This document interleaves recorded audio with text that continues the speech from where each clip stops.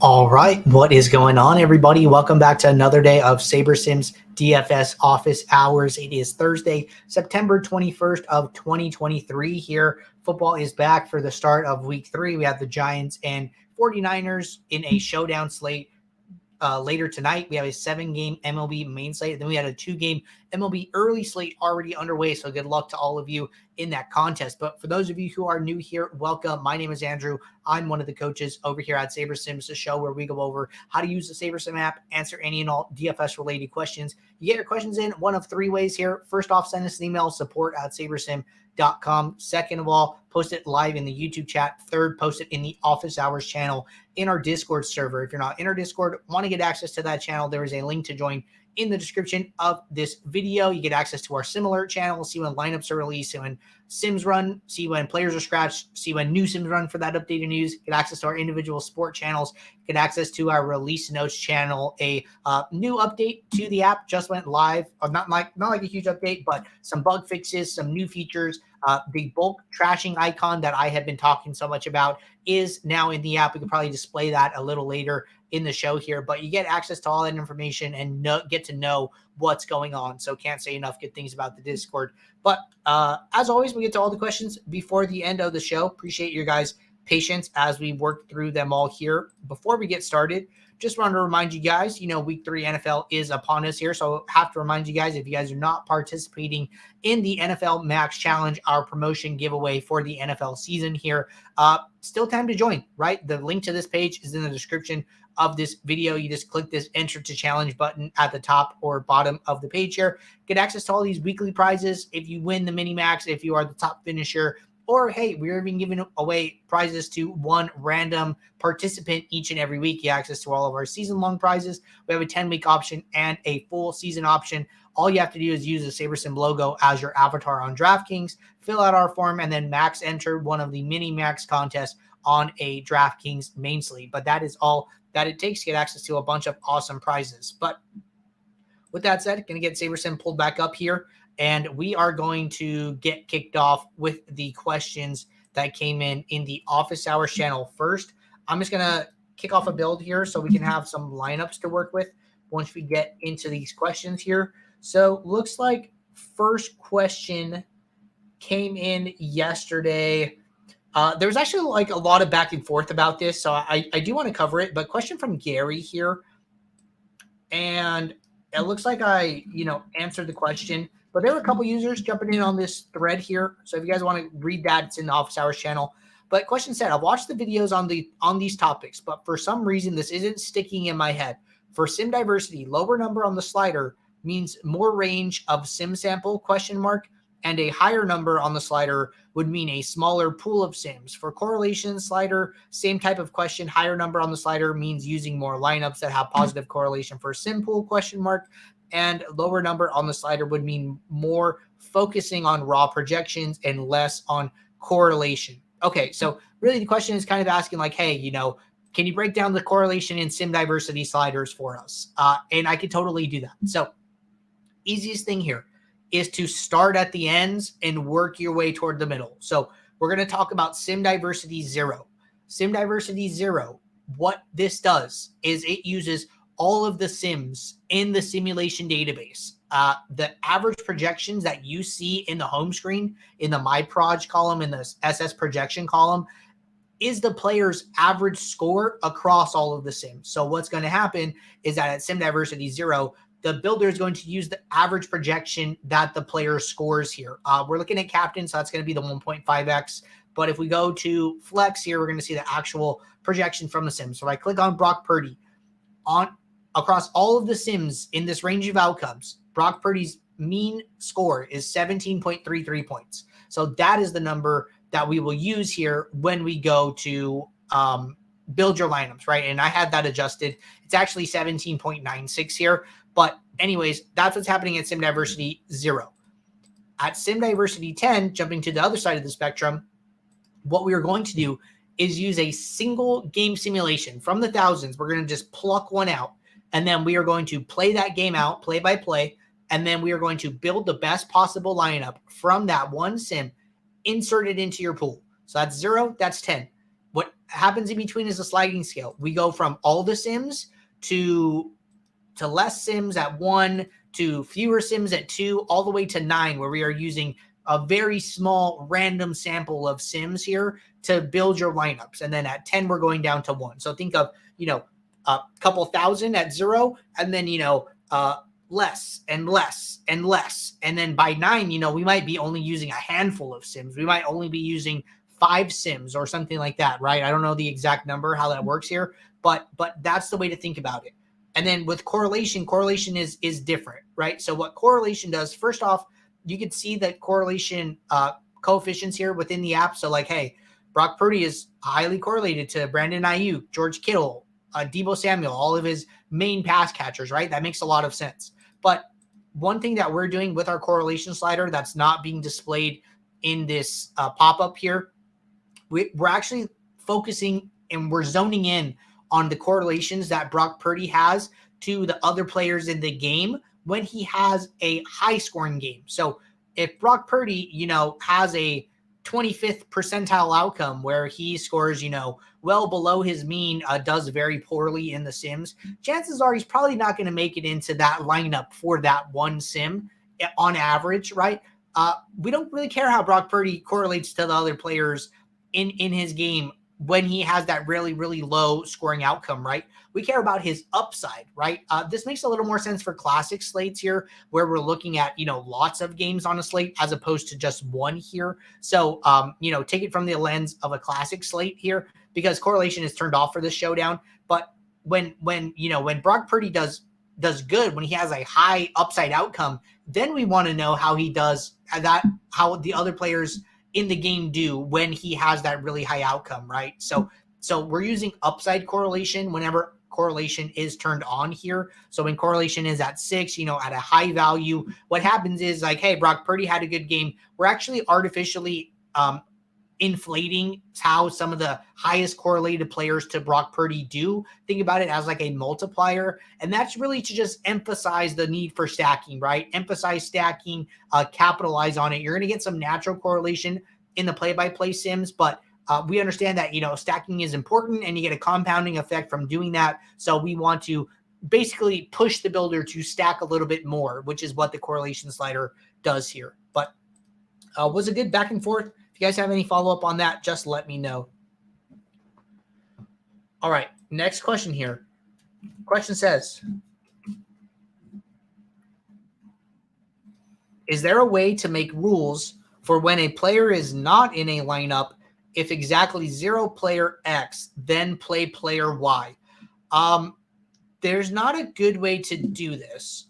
And the reasoning for that is there are ways to do if-then rules. So if you go to group, you go to manual or automatic, it doesn't really matter here. So if I change use to if, so if I say if at least one of player X, then use player Y or don't use player Y, etc. here, right? I can write the rule in reverse. But if you try to go to if exactly 0 here, then it's not going to work right. And the reason for this is because the lineup was already built. Like you need to create the lineup to look at this rule. But the way lineup rules work is they work as an input into the lineup. So there's a little bit of a inconsistency with the timing here. So what you're talking about is a rule that basically looks that works after the lineup is created. But the way the rules work is before the lineup is created. So that's why you can't write a rule that says if exactly 0, then use player Y. What that would be saying is like, hey, the lineup is built, recheck the lineup, and then if the lineup doesn't have that player, then go and alter the lineup. And that's kind of not the way the logic works here. So you can write it the opposite, like, hey, if player Y, then don't use player X, but your primary group of players always has to have a player in it. So hope that clears up any confusion as to why if exactly 0 would not work in this instance. All right, question from Joe. Joe said, can you please explain the lineup alerts in Discord? Is it an automatic process or does someone need to initiate it behind the scenes? Is it simming millions of games at once? Just curious. Thank you. Yeah, no, I think this is a great question. So our sims are automated. This, is one of the things that we're really proud of. We pick up news and we automatically kick off sims, and the builder is handling that. That's all of our team. Shout out to Matt and Ben and all of our engineers on the back end, making sure all of that works great in NBA season, right? Someone doesn't have to be manually sitting there and then, possibly misses news or something like that. So all of that is automated. What you see in the lineup alerts channels is just a reflection of what sims are currently going. And then every time you see that alert, we are running thousands and thousands of sims for each individual game. So if you see 10 games kick off, we might be running 5,000 sims of each game. So we're running 50,000 sims simultaneously here. So that is what is going on. And that is what the lineup alerts channel is reflecting. Okay, question from Sammy here. It looks like this is a two-parter, so just going to hit this one at a time. Question says, hey, Andrew, what will be the approach of using SaberSim for the free contest on DK and / or FanDuel? Does that fall under winner-take-all type set when building for them? Will they also fall under single-entry 3-max tab that Jordan explained before? Keep it even tighter due to the higher entry threshold. Thanks. Okay, great question. Kind of a question just like, hey, how do you handle the free contests? So those contests, you might enter them early in the week, and then by the end of the week, they have, way more entrants than at the time. So it's like basically unlimited entrants. Usually those contests are single entry. I would just, if you're gonna do an individual build for them, I would just set it at single entry greater than 50K just to, that way you don't ever have to go back and redo this if the entries get really high here. But in general, I am just putting this lineup as a lineup in my set of single entry lineups for any given slate. I'm not optimizing for this contest since it's free. It's kind of just a, nice to have on the other end here, but I'm mostly just doing all my work based on the other contest that I'm playing. I'm either duplicating a lineup into this contest or just making it part of my portfolio, but I'm not contest simming for this contest. I'm not, doing anything special in regards to it. I'm focusing on my pay to play contests more than anything. All right. Next question here. Question says, on a 2-game slate, by default, correlation slider won't go any higher than 2. If, for example, bump to 5 to 7, will that be too high? By default, should be able to handle the stack exposures in comparison to other afternoon, early main slates. Okay, so kind of a question about correlation slider on small slates here. I would say that, the reason that it's lower is that the less and less games on the slate, the more and more closer you're going to move towards needing an optimal lineup to win here. So that's why we don't want to artificially inflate correlation too high. We want to allow for more of the play-by-play sims to be used, more of the outcomes from that. So we're still putting a small weight on correlation, but at 2, it is a value of low, and we're happy with that. We're getting just some correlation being forced there, but still relying very heavily on the play-by-play sims, as opposed to a big classic slate where the correlation is going to get up to, 6, 7, a much higher value, because you're never going to need anything close to the optimal on a big NFL classic slate. You're just going to need to build a winning lineup. So that's one of the reasons for the big difference there. All right. Another question from Tammy. Question says, I know SaberSim does not have 2 to 4 stacks set up, but if I would like to play that as a leverage, what would be the close way, similar way? So I'm not sure what 2 to 4 stack setup means here. If you can let me know what sport and what exactly you're talking about is, that would be great here. So, if you're talking about a showdown, we do have the team stacks option where you can go in and set, how many Giants 2 stacks versus San Francisco 4 stacks, or San Francisco, 2 stacks versus New York Giants 4 stacks, right? So you can control this on a stack by stack basis under the team stacks. Maybe that's what you're referring to, but if I'm not understanding you correctly, just let me know. All right. Question from Jay Stanger here. It's a little bit of a long one, so we'll just work through this slowly. Question says, question about filling contests with unique random. Occasionally when I enter the 20 max dime contest, If I notice the top payouts are less than what I'm spending overall on a slate, I will enter those lineups more than once. So for example, if I have 190 MME lineups, I will build 170 so that in theory those get used twice. First question, when filling my lineups with unique random, does this at all guarantee that all my dime entry lineups would be in other contests as well? Or could I potentially get two of the same entries in the same contest? Likewise, does it make any difference if I first select the contest without the dime entry and fill those first, and then afterwards just select the dime entry and fill unique random from that same build, or is there no difference? Okay, and then second part of it said, at a quick glance, it seems to be doing what I'm expecting, but I'm also not checking every slate where the 20 duplicate lineups end up. Okay, so good question here. So I don't have a CSV uploaded yet here at the moment, which is going to make it a little hard to explain. What can we do here?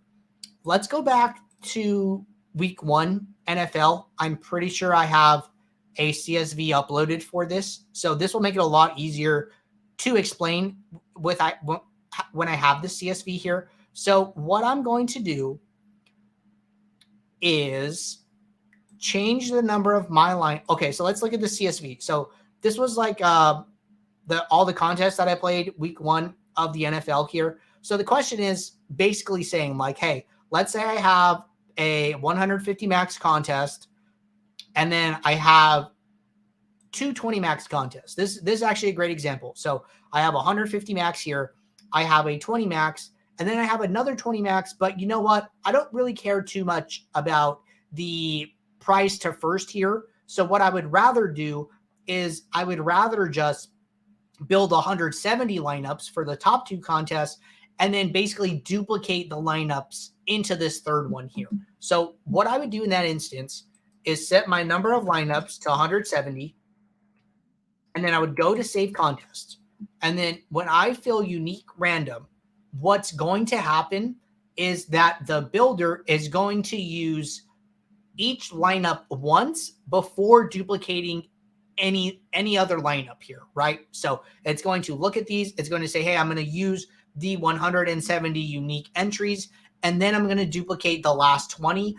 One thing that it's not going to do, it is not going to use the same entry in a contest twice. So it's going to put 150 in this 150 max. It's going to put 20 in one of these 20 maxes, and then it's going to duplicate the other 20, right? So one lineup is not going to go in the 150 max 2 times. It's not going to do that. So a couple ways you could do this, right? One of the ways that I like to do this, so you can do this with unique random, right? Fill these contests. It's going to tell you like, hey, there's not enough entries. Do you want to duplicate those? You click yes, and then it does what you want, right? And then it's going to reflect the build that I used and the timestamp here. One thing that I like to do is I like to say, okay, I only need 170 for the 2 contests that I'm using. So I would just unique random those. And then I would just go back in here. And then for the last one, I would just use unique rank here. And basically the reason for this is that, hey, I don't care too much about the price of first here, but I just want to put my best lineups in it. So I'm just going to use unique rank, put my top 20 lineups in this last one, and then fill that there. So that's one way to do it if you don't care about going back in here. But you can also unique random it, and then the duplicate lineups will end up in separate contests here. So it'll probably duplicate, some lineups from the one. It could duplicate 10 from the 150 into the last 20 max, and then 10 from the 20 max into the last 20 max. It could, do some other type of split here, but that is ultimately how it's working. So I hope that answers your question. All right. Next question from X Factor. Question says, quick question regarding small slates, such as the early 2-game MLB slate today. Any suggestion on using min uniques with, let's say, 4 to 5 lineup entries? Should you still do it the same way you would for a bigger slate to differentiate? Okay, good question. Going to go back to today, and we can just go over to the 2-game MLB slate, or the early slate that kicked off earlier today. So one thing in general, just to remember is that, the less games on the slate, the less min uniques you're going to be able to get to, right? There are just less players in the player pool overall here. So on a big classic slate, you might be able to get to 8 min uniques, 7 min uniques, something like that.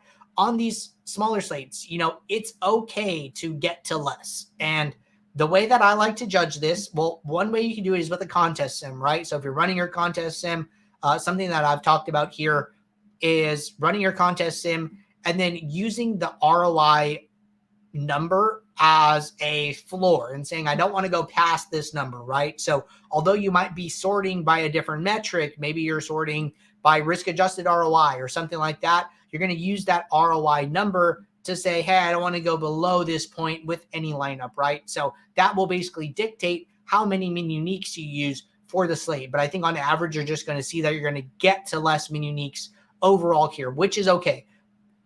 Another thing here that I want to mention is the less lineups you're playing, the more min uniques you can get to because you have a higher lineup to pool ratio, right? So if I'm playing 150 lineups and I only have 500 lineups in my pool, well, my ratio is about, a little more than 3 to 1, right? Like 3 1/3 to 1 from lineups I'm playing to lineups in my pool. Well, when I'm playing, 5 lineups, all of a sudden that ratio is 1 to 100, right? I have 1 lineup I'm playing for every 100 lineups in my pool. So in that case, you're going to be able to get to a higher number of min uniques.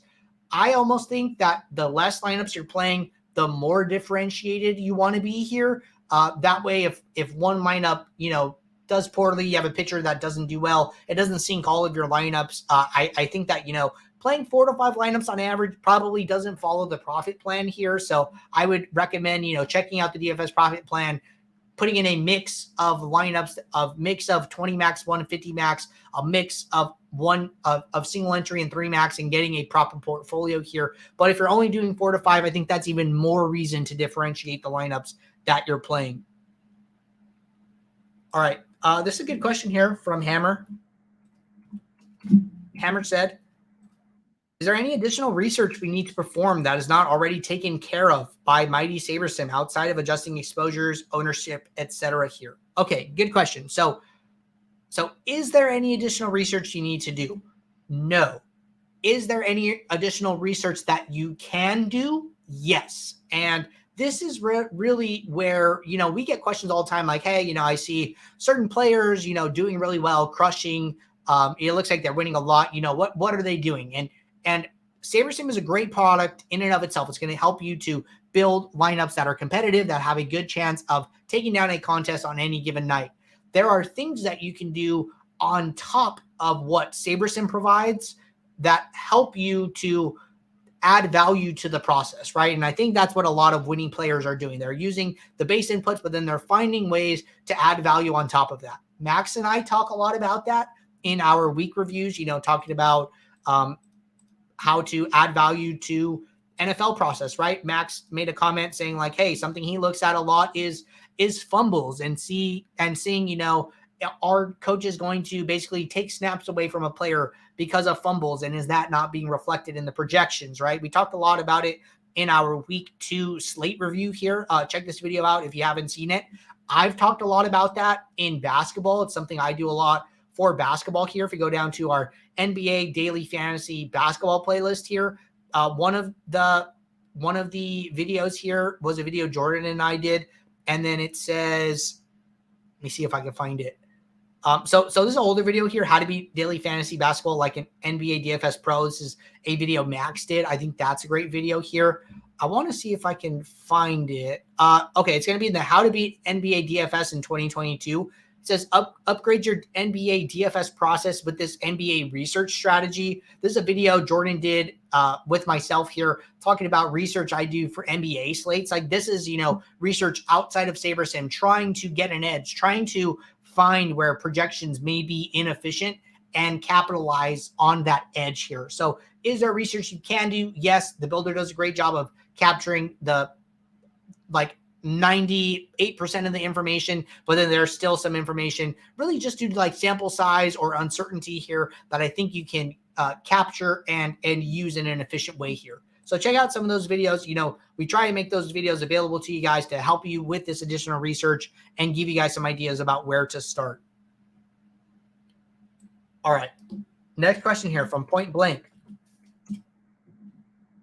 Question says, I see that we have the ability to run 5 contest sims at once. If I'm entering 250 lineups for tonight's showdown in various different contest types, 150-man, 20-man, 3-man, single entry, and wanted to sort them all by flagship ROI, risk-adjusted ROI, would running the other contest sims matter, or does that only help if I wanted to sort them by different contest type, maybe deleting each lineup from the builder after I use it? Okay, so I think this is actually a great opportunity here to just to talk about this here. So let's say that I'm playing this 2-game early slate, right? And I have a number of contest sims here. So I have contest sim 1, I have contest sim flagship MME. I'll just run these 2. I think we can display this with 2, but it works the same all the way up to 5 here. So once these contest sims run, I talked about a little bit about this yesterday, but when you're running multiple contest sims, I think it's a great opportunity to use compact mode here. So if you go to the menu in the top right, you go to compact lineups mode, it's going to show the lineups in a little bit of a different view here, where it makes it very easy to compare the summary statistics or the metrics that get popped up, right? So I can easily come in here. I can sort by risk-adjusted ROI, highest to lowest. I can pick, the number of lineups that I need. And then I can go to my contest file. I can save those here. And then I can move to the next sorting method that I want, sort those accordingly, and then go from there, right? And then I like this feature a lot here. We did introduce a bulk trashing feature, which I'm actually not seeing right now, but it was in the release notes. So I will figure out how to use that here and then display that on tomorrow's show. Bulk trash feature demo tomorrow. So just making a note for myself there. But basically, this is like my favorite way to run multiple contest sims, compare the contest sim metrics, fill the lineups, and then move to the next sorting metric that I want here. And then I'm seeing a little bug here where in compact mode, the sim metrics are sorting inversely by default here. Sort inverse. You make a note. So like, for instance, when I go from flagship risk-adjusted ROI to this other one, it's sorting like ascending here where it's showing the lowest ranked. And then so just click that and then we'll do the opposite. I'll make a note to the team here to let them know about that. But yeah, so this is the way that I would do it if I had multiple contest sims and then deleting the lineups as I go, right? Fill one contest, delete all the lineups, fill the next set of contests, and then delete those if you have more and more to fill. That way you get a unique entry for a unique lineup for every entry here. So just going to turn that off, reopen up the player table here. Next question from Gary.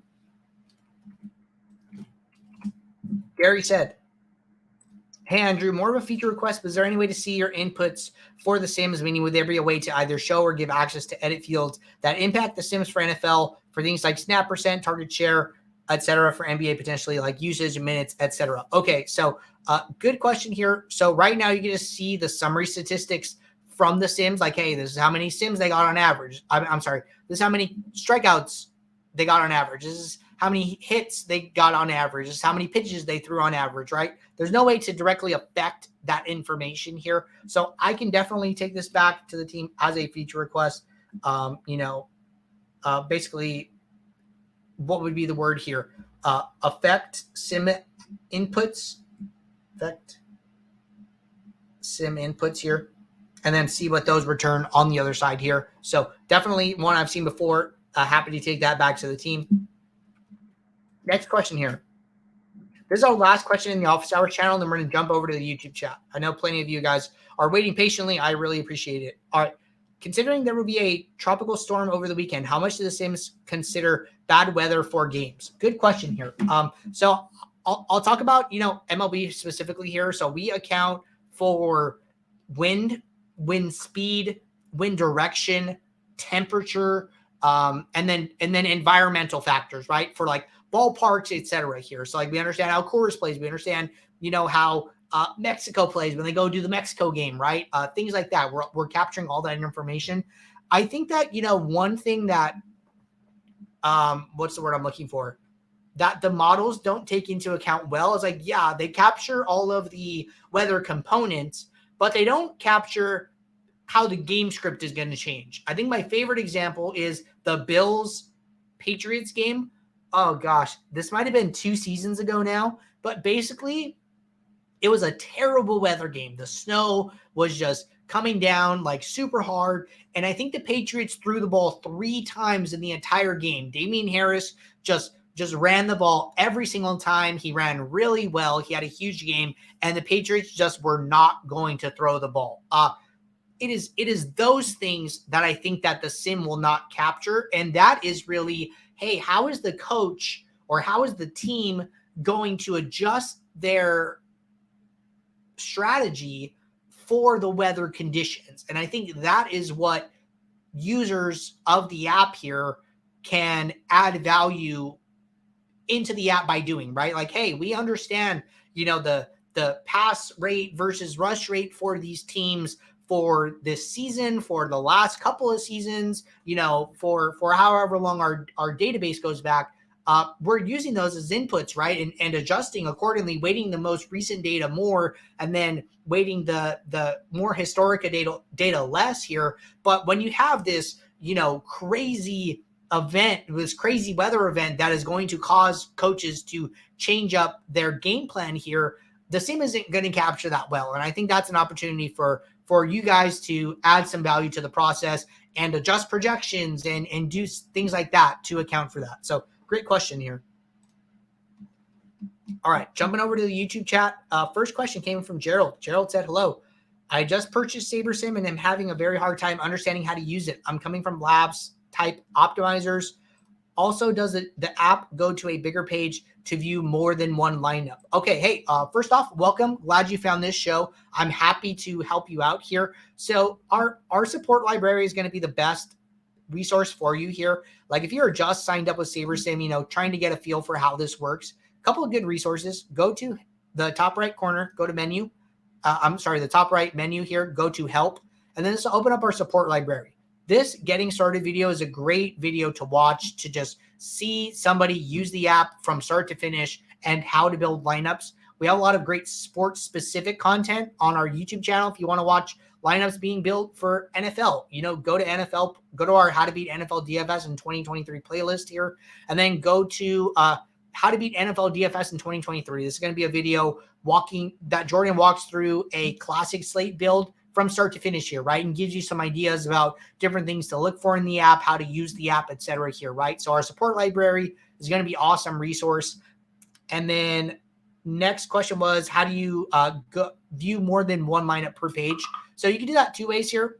Close the player menu, and then it will allow you to see it, up to 3 lineups here at a time. You can scroll through them. Or what you could do is use that lineup compact mode that I mentioned earlier here. In the menu, turn compact lineup mode on. And then when you do this, you will see a lot of lineups at once. And then you'll be able to look more at the metrics and, the summary statistic information of the lineups, right? If you want to see the stacks, if you want to see the sort by projected score, if you want to sort by cumulative ownership, right? All of these things are going to help you to look at more than one lineup at once here. So a couple options for that. And then those are going to be the best ways to do that. But if you have any more questions while you're on your trial, let us know. I will be here, all week, Monday through Friday, 2 p.m. Eastern. All right. DJ Sirius said, not sure if this is possible or if I am missing something. Can you create rules by position? For example, pair captain, quarterback with at least 2 wide receivers, tight ends, kickers from the same team, and then running back with pair captain, quarterback with at least 1 quarterback, running back, wide receiver, tight end from the opponent. Okay. So when you do this, we go off of the positions that DraftKings assigns for the players. So when you go to a classic slate, there are quarterbacks, running backs, wide receivers, tight ends, defenses, right? When you go to a showdown, there is only flexes and captains. So you're not going to be able to do positional rules in showdown, but you can do it as a manual rule. So what you just said. So let's do an example. So we'll go to lineup rules. We'll go to add new rule. We're going to go to group. We're going to go to manual here. And then we're going to be able to select the players that we want. And then the first example was pair a captain quarterback with at least 2 wide receivers, tight ends, kickers from the same team. So what I would do is go to, instead of use, I would go to if. And then I'm going to say if at least 1. And then I'm going to go to, let's say Brock Purdy, for example. So captain quarterback here. And then it's going to say then use at least, and we said 2. I'm going to go to secondary players. I'm going to make sure I go over to flex. I'm going to filter for just San Francisco here. And then it was 2 wide receivers, tight ends, kickers. So no running backs here. So then what I can do is just scroll through here. I'm going to scroll by projection here. So I'm going to go Debo, Ayuk, Kittle. Kicker is Jake Moody, Jawan Jennings. And then I could even add Charlie Warner, Ross Dwelly, Ray McLeod, right? Basically every wide receiver, tight end that is projected. And then when I go back to my rule here, all those players are going to be in the secondary players. So, hey, if Brock Purdy captain, then use at least 2 of these players that I put into this rule. So that is how you would write the rule. You're going to have to write them as manual rules for the captain showdown mode. All right, scrolling down here. Next question from John. John said, considering, already got that one. So John just answered that via your message in the Discord here. So if you missed that, just rewind a little bit and the answer will be there. All right, Timothy said, what is the difference between ROI and risk-adjusted ROI? Great question. So the difference here is that, and did we run it for this? We might have run it for this. So the difference is going to be that so it's better to do an example. So say I have 2 lineups that both have 100% sim ROI. The ROI is just looking at, hey, how did this lineup do across all of the contest sims, and it's summing up how much money that lineup returned on average or overall the contest sims, right? Which would be that 100% sim ROI. You can have another sim ROI lineup, and the 2 lineups in total can have different risk-adjusted ROIs. What risk-adjusted ROI is it is the omega ratio of the lineup. The omega ratio is a formula that basically looks at how often a lineup wins and how much it wins when it wins versus how often the lineup loses and how much the lineup loses when it loses. So, for instance, these 2 lineups, one of them could have binked 3 times and never, ever cashed again. The other one could have binked once and then had a number of times where it finished above the cash line, in the top 5 percentile, in the top 1 percentile, but not winning, right? So between the 2 lineups, one has a lot more risk than the other one does on average, because although we're contesting these 100,000 times, the game is still only playing out one single time in real life, right? So that assumes a lot of risk. So in that instance, the lineup that only binked once but finished in the top percentile is a lot more, will have a lower risk, or will have a better risk-adjusted ROI score. And we are displaying that as a higher percent. So the higher the risk-adjusted ROI, the better that lineup is, but the lower the omega ratio is overall here. So that is what the difference is. So high risk-adjusted ROI is going to be better when you have 2 lineups of the same actual ROI. All right. Question from William said, is there a way to see our own custom metrics when reviewing past contests in lineup review? Example would be GeoMe. I don't think there's a way to do this, but I think that's a pretty cool feature. So let me make a note. So custom metrics available contest flashback. I think that's actually a really cool idea. So if that's not in there, I will take that back to the team as a feature request. All right, Gerald said, does SaberSim naturally build secondary stacks, or do we have to make a rule? So great thing about SaberSim is that you do not need to make any rules, really. Like, I don't use any rules. A lot of top players that use SaberSim, that are part of SaberSim, do not use any rules. Our correlation slider is going to capture that for you here. So if I were to just go to the upcoming main slate here, run a default build, I don't have any rules here, nothing active, and I go to just build 500 lineups, you're going to see the correlation slider is set to 6. The SaberSim builder understands that you need upside to win. You can capture upside via correlation. So it's going to naturally build stacks, quarterback stacks of varying size. It's going to build natural secondary stacks of varying size, maybe a 2-team stack without a quarterback, maybe a mini game stack with a 1-1, right? So it'll build you, running back, defense correlations, mini game stack between receivers. It'll build you primary stacks, right? All without any rules needing to be set. So that is how we, that's one of our big things. Like, we are a optimizer where you do not need to come in and set a bunch of group rules and stacking rules to get lineups that look remotely close to what you want, right? A lot of these things are going to be built automatically for you here. And we can see it, right? We have this mini Drake London, Amon-Ra St. Brown secondary stack. We have this QB plus 2 Chief stack with Pacheco and Kelsey, right? So you can go to your stack exposures after a build is ran. You can look at your primary stacks, how often they're coming up in your pool, what size, what stacks are coming up most in your top 20 lineups.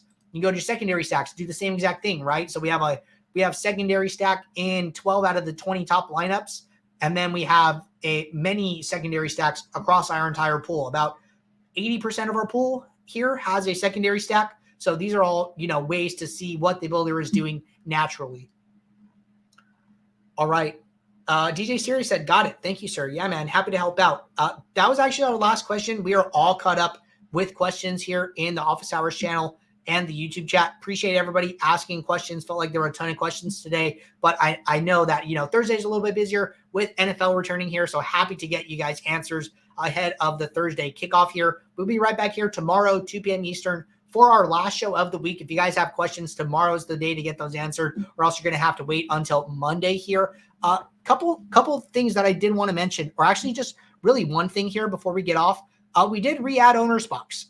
We have been working with their team behind the scenes here to just kind of get on the same page and make everyone happy here. And Owner's Box has returned. So the Owner's Box main slate is going to be back for this week. The Owner's Box single game slate for tonight is going to be back in the app. We did also add, which we can see here, we do have ownership now for Owner's Box. So previously with Owner's Box, we did not have ownership. So ownership is back, is in the app now as well. So I know a lot of people were sad to see it go. Well, it has returned. Our team has reached out to everybody via email as well here. So I just wanted to let you guys know about that. But looks like Gerald has one more question. Happy to hang around and answer your question. But did want to call that out. And also, don't forget to sign up for the mini max ahead of this weekend. I did mention it at the beginning of the show, but did want to mention it again here as well. So while we wait here for Gerald, question says, how does other projections affect SaberSim? Okay, good question here. So we're aware of projections across the industry. We do have, I'll call it like safeguards or sanity checks in place to make us aware of where, we may be way off from the market. That's really to let us know, hey, are we missing something? Like, for instance, say we were still projecting Saquon Barkley for today. We would get an alert and be like, hey, we're way off our Saquon Barkley projection. Why is that? And that'll just give us an idea to let us know to go and look like, oh, Saquon Barkley is out and there's some news that he's out today and we're still projecting him. So we have those sanity checks in place, but we ultimately, we think our play-by-play sims are really good here. You might see us taking some stands against Vegas here. Ultimately, we're okay with that. And we are, approving those stands and standing behind those projections. So, we're aware of other projections in the industry, but they're ultimately not directly affecting us too much here. But great question. That'll be the last question for the show today, guys. Take care. Good luck in your contest tonight. Enjoy some football. I will see you all tomorrow. Thanks. Bye.